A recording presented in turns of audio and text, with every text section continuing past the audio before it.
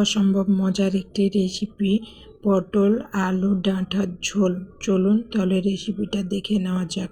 প্রথমে প্যানে আমি তেল দিয়েছি, তারপর পেঁয়াজ কুচি দিয়েছি, হালকা নেড়ে চেড়ে লাল ব্রাউন করে ভেজে এখন আমি রসুন এবং জিরা বাটা দিয়ে দিলাম। রসুন এবং জিরা বাটা দেওয়ার পর ভালো করে আমি মশলাটাকে কষিয়ে নেব।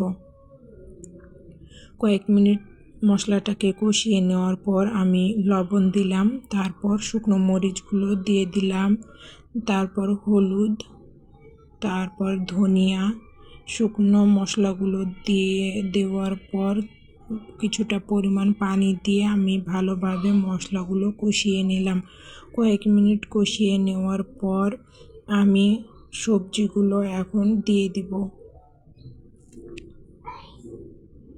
আমি ভালোভাবে সুন্দর করে ধুয়ে পরিষ্কার করে রেখেছিলাম। এখন সব সবজিগুলো দিয়ে দেওয়ার পর আমি আলতোভাবে মশলার সাথে সবজিগুলো কয়েক মিনিট ভালোভাবে কষিয়ে নেব। এখানে কোনো পানি ব্যবহার করব না। পানি ব্যবহার ছাড়াই আমি মিডিয়াম টু লো আঁচে মশলাগুলোর সাথে সবজি ভালোভাবে কষিয়ে নেওয়ার পর ঢাকনা দিয়ে ঢেকে দিলাম। প্রায় 10-15 মিনিট পর আবারও ঢাকনা তুলে আমার সবজিগুলো কষানো হয়ে গিয়েছে। আমি এখন পরিমাণ মতো পানি দিয়ে দিলাম। পরিমাণ মতো পানি দেওয়ার পর আমি আবারও আলতোভাবে এখন নেড়ে দিচ্ছি।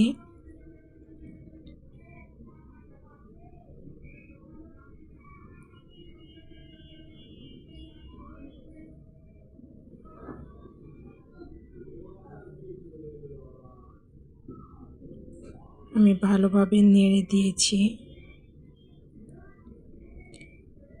নেড়ে দেওয়ার পর আমি এখন ঢাকনা দিয়ে ঢেকে দেব। কাঁচা মরিচ দিলাম, কাঁচা মরিচ দিলে ফ্লেভারটা ভালো আসবে।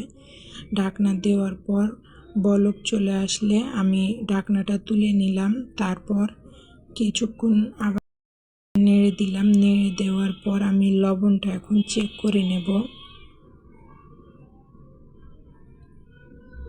লবণটা চেক করে আমার কিছু পরিমাণ লবণ লাগবে, আমি স্বাদ মতো আবারও লবণ দিয়ে দিলাম। এখানে আপনারাও লবণটা চেক করে নেবেন শেষের দিকে। এখন সব আবারও নেড়ে দিচ্ছি। নেড়ে দিয়ে আমার তরকারিটা হয়ে এসেছে।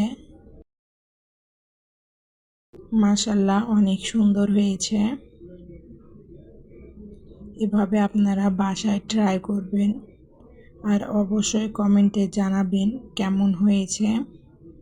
আজকের ভিডিওটা এ পর্যন্তই। নতুন আরেকটি ভিডিওতে আমন্ত্রণ রইল। সবাই ভালো থাকুন, সুস্থ থাকুন। আল্লাহ হাফেজ।